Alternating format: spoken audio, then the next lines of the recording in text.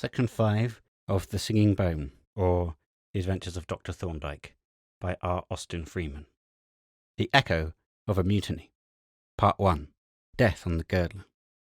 Popular belief ascribes to infants and the lower animals certain occult powers of divining character denied to the reasoning faculties of the human adult, and is apt to accept their judgment as finally overriding the pronouncements of mere experience. Whether this belief rests upon any foundation other than the universal love of paradox, it is unnecessary to inquire. It is very generally entertained, especially by ladies of a certain social status, and by Mrs. Thomas Solly it was loyally maintained as an article of faith. "Yes," she moralised, "it's surprising how they know, the little children and the dumb animals, but they do. There's no deceiving them. You can tell the gold from the dross in a moment, they can, and they reads the human heart like a book. Wonderful, I call it. I suppose it's instinct." Having delivered herself of this priceless gem of philosophic thought, she thrust her arms elbow deep into the foaming washtub and glanced admiringly at her lodger as he sat in the doorway, supporting on one knee an obese infant of 18 months, and on the other a fine tabby cat. James Brown was an elderly seafaring man, small and slight in build, and in manner suave, insinuating, and perhaps a trifle sly. But he had all the sailor's love of children and animals, and the sailor's knack of making himself acceptable to them, for, as he sat with an empty pipe wobbling in the grasp of his toothless gums, the baby beamed with humid smiles, and the cat, rolled into a fluffy ball and purring like a stocking loom, worked its fingers ecstatically as if it were trying on a new pair of gloves. "It must be mortal lonely out at the lighthouse," Mrs. Solly resumed. "Only 3 men and never a neighbour to speak to, and Lord, what a muddle they must be in with no woman in to look after 'em and keep 'em tidy. But you won't be overworked, Mr. Brown, in these long days, daylight till past 9 o'clock. I don't know what you'll do to pass the time." "Oh, I shall find plenty to do, I expect," said Brown. "What with cleaning the lamps and glasses and painting up the ironwork. And it reminds me," he added, looking round at the clock, "that time's getting on. High water at 10:30, and here it's gone 8 o'clock. Mrs. Solly, acting on the hint, began rapidly to fish out the washed garments and wring them out into the form of short ropes. Then, having dried her hands on her apron, she relieved Brown of the protesting baby. "Your room will be ready for you, Mr. Brown," said she, "when your turn comes for a spell ashore, and man glad me and Tom will be to see you back." "Thank you, Mrs. Solly, ma'am," answered Brown, tenderly placing the cat on the floor.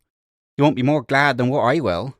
He shook hands warmly with his landlady, kissed the baby, chucked the cat under the chin, and picking up his little chest by his basket, swung it onto his shoulder and strode out of the cottage. His way lay across the marshes, and, like the ships in the offing, he shaped his course by the twin towers of Reculver that stood up grotesquely on the rim of the land, and as he trod the springy turf, Tom Solly's fleecy charges looked up at him with vacant stares and valedictory bleatings. Once, at a dyke gate, he paused to look back at the fair Kentish landscape, at the grey tower of St. Nicholas at Wade, peeping above the trees, and the faraway mill at Sarr, whirling slowly in the summer breeze, and above all, at the solitary cottage where, for a brief spell in his stormy life, he had known the homely joys of domesticity and peace. Well, that was over for the present, and the lighthouse loomed ahead. With a half-sigh he passed through the gate and walked on towards Reculver. Outside the whitewashed cottages with their official black chimneys, a petty officer of the Coast Guard was adjusting the halyards of the flagstaff. He looked round as Brown approached, and hailed them cheerily. "Here you are, then," said he. "All figged out on your new togs, too. But we're in a bit of difficulty, do you see? We've got to pull up to Whitstable this morning, so I can't send a man out with you, and I can't spare a boat." "Have they got to swim out, then?" asked Brown. The Coast Guard grinned. "Not in them new clothes, mate," he answered. "No, but there's old Willet's boat. He isn't using her today. He's going over to Minster to see his daughter, and he'll let us have the loan of the boat. But there's no one to go with you, and I'm responsible to Willet." "Well, what about it?"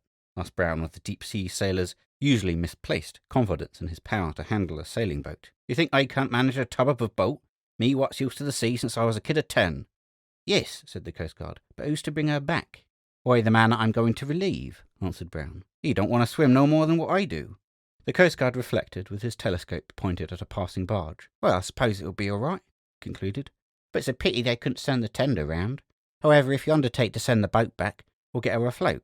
It's time you're off." He strolled away to the back of the cottages, whence he presently returned with 2 of his mates, and the 4 men proceeded along the shore to where Willet's boat lay just above high water mark. The Emily was a beamy craft of the type locally known as half-share skiff, solidly built of oak, with varnished planking, and fitted with main and mizzen lugs. She was a good handful for 4 men, and as she slid over the soft chalk rocks with a hollow rumble, the coastguards debated the advisability of lifting out the bags of shingle with which she was ballasted. However, she was at length dragged down, ballast and all, to the water's edge, and then while Brown stepped the mainmast, the petty officer gave him his directions. "What you've got to do," said he, "is to make use of the flood tide. Keep her nose nor'east, and with this trickle of nor'westerly breeze, you ought to make the lighthouse in one board. Anyway, don't let her get east of the lighthouse, or when the ebb sets in, you'll be in a fix." To these admonitions Brown listened with jaunty indifference as he hoisted the sails and watched the incoming tide creep over the level shore. Then the boat lifted on the gentle swell. Putting out an oar, he gave a vigorous shove off that sent the boat onto its pintles. He seated himself and calmly belayed the main sheet. "There he goes," growled the coastguard, "making fast his sheet. They will do it." He invariably did it himself, and that's how accidents happen. I hope old Willet will see his boat back all right. He stood for some time watching the dwindling boat as it sidled across the smooth water. Then he turned and followed his mates towards the station. Out on the southwestern edge of the Girdler Sound, just inside the 2-fathom line, the spindle-shanked lighthouse stood astraddle on its long screw piles like some uncouth red-bodied wading bird. It was now nearly half-flood tide. The highest shoals were long since covered, and the lighthouse rose above the smooth sea, as solitary as a slaver becalmed in the middle passage. In the gallery outside the lantern were 2 men, the entire staff of the building, of whom one sat huddled in a chair with his left leg propped up with pillows on another, while his companion rested a telescope on the rail and peered at the faint grey line of the distant land and the 2 tiny points that marked the twin spires of Reculver. "Don't see any signs of the boat, Harry," said he. The other man groaned. "I shall lose the tide," he complained. "But then there's another day gone." "They can pull you down to Birchington and put you on the train," said the first man. "Don't want no trains," growled the invalid. "The boat will be bad enough. Suppose there's nothing coming our way, Tom." Tom turned his face eastward and shaded his eyes. "There's a brig coming across the tide from the north," he said. "Looks like a collier." He pointed his telescope at the approaching vessel and added, "She's got 2 new cloths in her upper foretopsail, one on each leech." The other man sat up eagerly. "What's her trysail like, Tom?" he asked. "Can't see it," replied Tom. "Yes, I can now. It's tanned. Why, that'll be the old Utopia, Harry. She's the only brig I know that's got a tanned trysail." "Look here, Tom," exclaimed the other. "If that's the Utopia, she's going to my home, and I'm going aboard of her. Captain Mockett will give me a passage, I know." "You oughtn't to go until you're relieved, you know, Barnett," said Tom doubtfully. "It's against regulations to leave your station." "Regulations be blowed!" exclaimed Barnett. "My leg's more to me than the regulations. I don't want to be a cripple all my life. Besides, I'm no good here, and this new chap Brown will be coming out presently. You run up the signal, Tom, like a good comrade, and hail the brig." "Well, it's your lookout," said Tom, "and I don't mind saying that if I was in your place I should cut off home and see a doctor if I get the chance." He sauntered off to the flag locker, and selecting the 2 code flags, deliberately toggled them onto the halyards. Then, as the brig swept up within range, he hoisted the little balls of bunting to the flagstaff head, and jerked the halyards when the 2 flags blew out, making the signal, "Need assistance." Promptly, a coal-soiled answering pennant soared to the brig's main truck. Less promptly, the collier went about, and turning her nose downstream, slowly drifted stern forwards towards the lighthouse. Then a boat slid out through her gangway, and a couple of men plied the oars vigorously. "Lighthouse, ahoy!" roared one of them as the boat came within hail. "What's amiss?" "Harry Barnett has broken his leg," shouted the lighthouse keeper, "and he wants to know if Captain Mockett will give him passage to Whitstable." The boat turned back to the brig, and after a brief and bellowed consultation once more pulled towards the lighthouse. "Skipper says yes," roared the sailor when he was within earshot. "And he says look alive, 'cause he don't want to miss his tide." The injured man heaved a sigh of relief. "That's good news," said he, "though how the blazes I'm going to get down the ladder in more than I can tell. What do you say, Jeffries?" "I say you better let me lower you with the tackle. You can sit in the bight of a rope and I'll give you a line to steady yourself with." "Oh, that'll do, Tom," said Barnett, "but for the Lord's sake, pay out the full rope gently." The arrangements were made so quickly that by the time the boat was fast alongside, everything was in readiness, and a minute later, the injured man, dangling like a gigantic spider from the end of the tackle, slowly descended, cursing volubly to the accompaniment of the creaking of the blocks. His chest and kit bag followed, and as soon as these were unhooked from the tackle, the boat pulled off to the brig, which was now slowly creeping stern foremost past the lighthouse. The sick man was hoisted up the side, his chest handed up after him, and then the brig was put on her course due south across the Kentish flats. Geoffrey stood on the gallery, watching the receding vessel and listening to the voices of her crew as they grew small and weak in the increasing distance. Now that his gruff companion was gone, a strange loneliness had fallen on the lighthouse. The last of the homeward-bound ships had long since passed up the Prince's Channel and left the calm sea desolate and blank. The distant buoys showing as tiny black dots on the glassy surface, and the spindly shapes of the beacons which stood up from invisible shoals, but emphasized the solitude of the empty sea, and the tolling of the bell buoy on the shivering sand, stealing faintly down the wind, sounded weird and mournful. The day's work was already done. The lenses were polished, the lamps had been trimmed, and the little motor that worked the foghorn had been cleaned and oiled. There were several odd jobs, it is true, waiting to be done, as there always are in a lighthouse, but just now Jeffreys was not in a working humour. A new comrade was coming into his life today, a stranger with whom he was to be shut up alone, night and day, for a month on end, and whose temper and tastes and habits might mean for him pleasant companionship, or jangling and discord without end. Who was this man Brown? What had he been? What was he like? These were the questions that passed, naturally enough, through the lighthouse keeper's mind, and distracted him from his usual thoughts and occupations. Presently a speck on the landward horizon caught his eye. He snatched up the telescope eagerly to inspect it. Yes, it was a boat, but not the Coast Guard's cutter for which he was looking. Evidently a fisherman's boat, and with only one man in it. He laid down the telescope with a sigh of disappointment, and, filling his pipe, leaned on the rail with the dreary eye bent on the faint grey line of the land. 3 long years had he spent in this dreary solitude, so repugnant to his active, restless nature. 3 blank, interminable years, with nothing to look back on but the endless succession of summer calms, stormy nights, and the chilly fogs of winter, when the uneasy steamers hooted from the void, and the foghorn bellowed its hoarse warning. Why had he come to this God-forsaken spot, and why did he stay when the wide world called to him? And then memory painted him a picture on which his mind's eye had often looked before, and which once again arose before him, shutting out the vision of the calm sea and the distant land. It was a brightly coloured picture. It showed a cloudless sky brooding over the deep blue tropic sea, and in the middle of the picture, seesawing gently on the quiet swell, a white-painted bark. Her sails were clawed up untidily, her swinging yards jerked at the slack braces, and her untended wheel revolved to and fro to the oscillations of the rudder.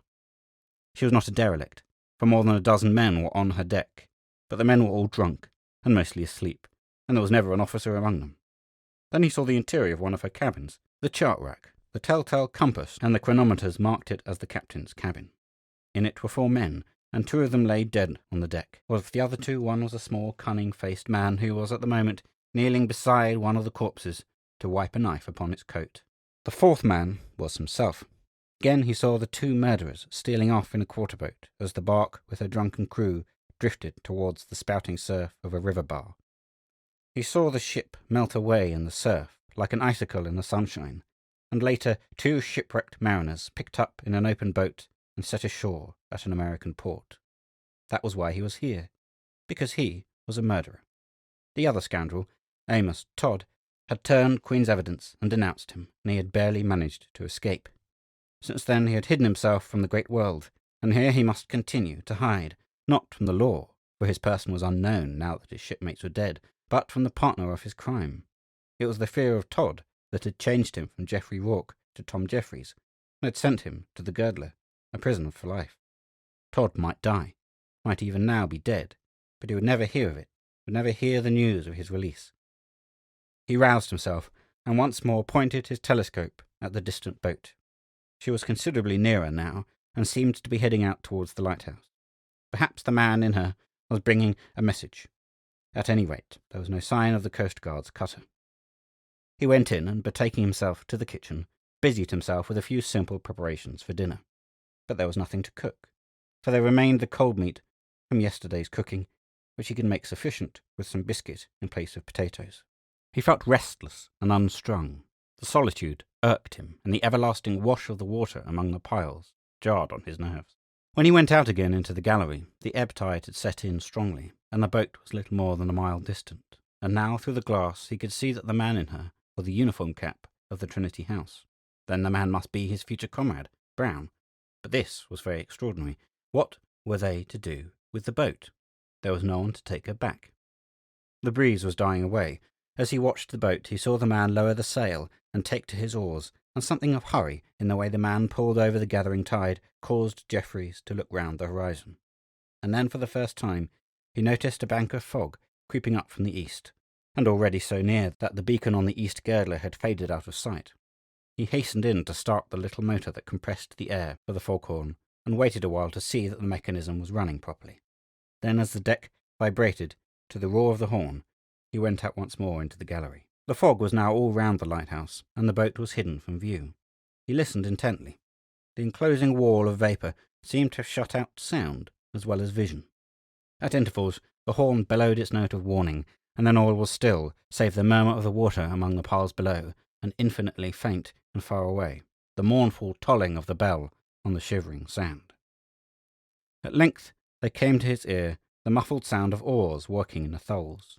Then at the very edge of the circle of grey water that was visible, the boat appeared through the fog, pale and spectral, with a shadowy figure pulling furiously. The horn emitted a hoarse growl. The man looked round, perceived the lighthouse, and altered his course towards it. Jeffreys descended the iron stairway, and walking along the lower gallery, stood at the head of the ladder, earnestly watching the approaching stranger. Already he was tired of being alone. The yearning for human companionship had been growing ever since Barnet left. But what sort of comrade was this stranger who was coming into his life, and coming to occupy so dominant a place in it? The boat swept down swiftly athwart the hurrying tide. Nearer it came, and yet nearer, and still Jeffreys could catch no glimpse of his new comrade's face. At length it came fairly alongside, and bumped against the fender posts. The stranger whisked in an oar and grabbed a rung of the ladder, and Jeffreys dropped a coil of rope into the boat. And still the man's face was hidden. Jeffreys leaned out over the ladder and watched him anxiously as he made fast the rope, unhooked the sail from the traveller, and unstepped the mast. When he had set all in order, the stranger picked up a small chest, and, swinging it over his shoulder, stepped onto the ladder. Slowly, by reason of his encumbrance, he mounted, rung by rung, with never an upward glance, and Jeffreys gazed down at the top of his head with growing curiosity. At last he reached the top of the ladder, and Jeffreys stooped to lend him a hand. Then for the first time he looked up, and Jeffreys started back with a blanched face. "God almighty!" he gasped. "It's Amos Todd!" As the newcomer stepped on the gallery, the foghorn emitted a roar like that of some hungry monster. Jeffreys turned abruptly without a word, and walked to the stairs, followed by Todd. The two men ascended with never a sound but the hollow clank of their footsteps on the iron plates. Silently, Jeffreys stalked into the living room, and as his companion followed, he turned and motioned to the latter to set down his chest. "You ain't much of a talker, mate," said Todd, looking round the room in some surprise. "Ain't you going to say good morning? We're going to be good comrades, I hope. I'm Jim Brown, the new hand, I am. What might your name be?" Jeffreys turned on him suddenly and led him to the window. "Look at me carefully, Amos Todd," he said sternly, "and then ask yourself what my name is." At the sound of his voice, Todd looked up with a start and turned pale as death. "It can't be," he whispered. "It can't be Jeff Rourke." The other man laughed harshly and leaned forward, said in a low voice, "Hast thou found me, O mine enemy?" "Don't say that," exclaimed Todd. "Don't call me your enemy, Jeff. Lord knows but I'm glad to see you. I've never known you without your beard and with that grey hair. I've been to blame, Jeff, and I know it, but it ain't no use raking up old grudges. Let bygones be bygones, Jeff, and let us be pals as we used to be." He wiped his face with his handkerchief and watched his companion apprehensively. "Sit down," said Rourke, pointing to a shabby, rep-covered armchair. "Sit down and tell me what you've done with all that money. You blued it all, I suppose. You wouldn't be here." "Robbed, Jeff," answered Todd. "Robbed of every penny. Oh, that was an unfortunate affair, that job on board the old Seaflower. But it's over and done with, and we'd best forget it. They're all dead but us, Jeff, so we're safe enough, so long as we keep our mouths shut. All at the bottom of the sea, and the best place for 'em, too." "Yes," Rourke replied fiercely. "That's the best place for your shipmates when they know too much. At the bottom of the sea, or swinging at the end of a rope." He paced up and down the little room with rapid strides, and each time that he approached Todd's chair, the latter shrank back with an expression of alarm. "Don't sit there staring at me," said Rourke. "Why don't you smoke or do something?" Todd hastily produced a pipe from his pocket and having filled it from a moleskin pouch, stuck it in his mouth while he searched for a match.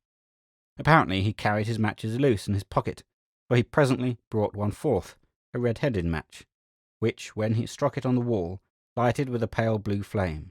He applied it to his pipe, sucking in his cheeks, while he kept his eyes fixed on his companion.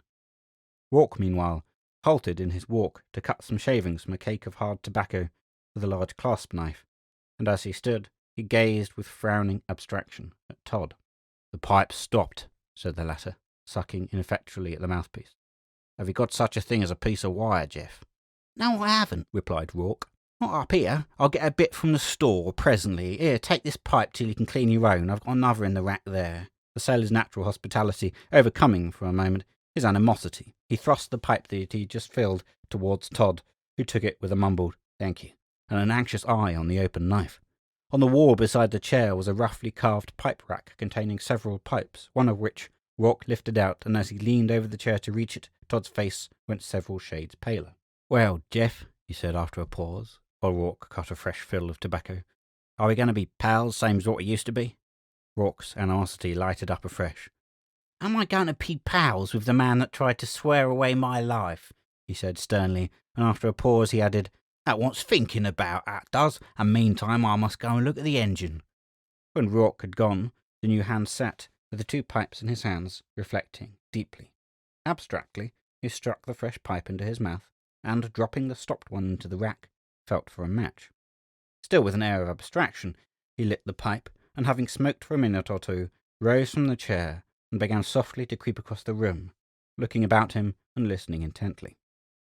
At the door he paused to look out into the fog, and then, having again listened attentively, he stepped on tiptoe out onto the gallery and along towards the stairway. Of a sudden the voice of Rourke brought him up with a start. "Hello, Todd. Where are you off to?" "I'm just going down to make the boat secure," was the reply. "Never you mind about the boat," said Rourke. "I'll see to her." "Righto, Jeff," said Todd, still edging towards the stairway.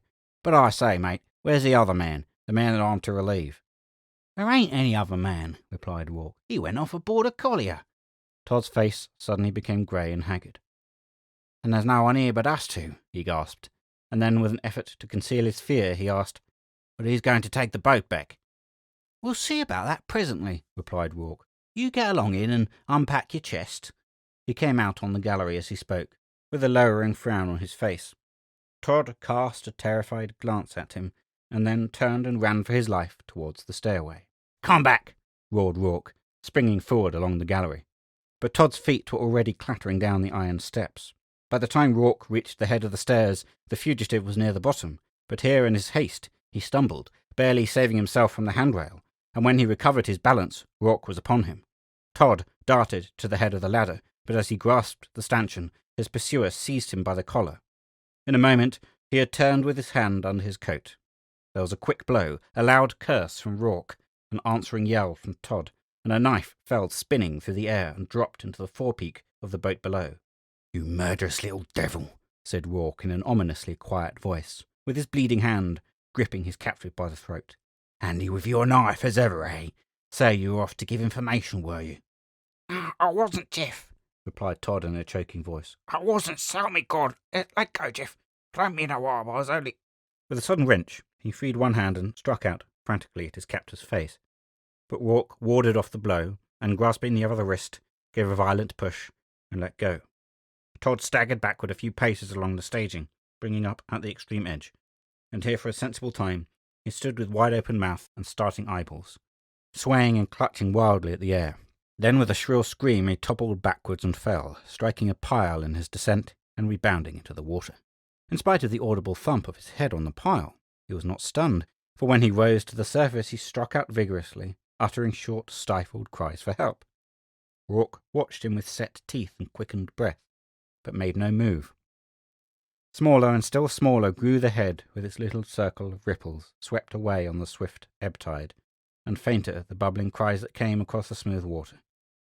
At length, as the small black spot began to fade in the fog, the drowning man, with a final effort, raised his head clear of the surface and sent a last, despairing shriek towards the lighthouse. The foghorn sent back an answering bellow. The head sank below the surface and was seen no more. and in the dreadful stillness that settled down upon the sea, there sounded faint and far away the muffled tolling of a bell. Rourke stood for some minutes immovable, wrapped in thought. Presently the distant hoot of a steamer's whistle aroused him. The ebb tide shipping was beginning to come down, and the fog might lift at any moment. And there was the boat still alongside. She must be disposed of at once. No one had seen her arrive, and no one must see her made fast to the lighthouse. Once get rid of the boat, and all traces of Todd's visit would be destroyed. He ran down the ladder and stepped into the boat. It was simple. She was heavily ballasted, and would go down if she filled. He shifted some of the bags of shingle, and lifting the bottom boards, pulled out the plug. Instantly a large jet of water spouted up into the bottom. Rourke looked at it critically, and, deciding that he would fill her in a few minutes, replaced the bottom boards, and having secured the mast and sail with a few turns of the sheet round a thwart to prevent them from floating away, he cast off the mooring rope and stepped on the ladder. As the released boat began to move away on the tide, he ran up and mounted to the upper gallery to watch her disappearance. Suddenly he remembered Todd's chest. It was still in the room below. With a hurried glance around into the fog, he ran down to the room and, snatching up the chest, carried it out on the lower gallery. After another nervous glance around to assure himself that no craft was in sight, he heaved the chest over the handrail, and when it fell with a loud splash into the sea, he waited to watch it float away after its owner and the sunken boat. But it never rose, and presently he returned to the upper gallery. The fog was thinning perceptibly now, and the boat remained plainly visible as she drifted away. But she sank more slowly than he had expected, and presently, as she drifted farther away, he fetched the telescope and peered at her with growing anxiety. It would be unfortunate if anyone saw her. If she should be picked up here with her plug out, it would be disastrous. He was beginning to be really alarmed. Through the glass he could see that the boat was now rolling in a sluggish, waterlogged fashion, but she still showed some inches of freeboard, and the fog was thinning every moment. Presently the blast of a steamer's whistle sounded close at hand. He looked round hurriedly, and, seeing nothing, again pointed the telescope eagerly at the dwindling boat. Suddenly he gave a gasp of relief. The boat had rolled gunwale under, had staggered back for a moment, and then rolled again, slowly, finally, with the water pouring in over the submerged gunwale. In a few more seconds she had vanished. Rourke lowered the telescope and took a heavy breath. Now he was safe. The boat had sunk unseen, but he was better than safe. He was free. Its evil spirit, the standing menace of his life, was gone, and the wide world, the world of life, of action, of pleasure, called to him. In a few minutes the fog lifted. The sun shone brightly on the red-funnelled cattle-boat whose whistle had startled him just now. The summer blue came back to sky and sea, and the land peeped once more over the edge of the horizon. He went in, whistling cheerfully, and stopped the motor, returned to coil away the rope that he had thrown to Todd, and when he had hoisted a signal for assistance, he went in once more to eat his solitary meal in peace and gladness. End of section 5.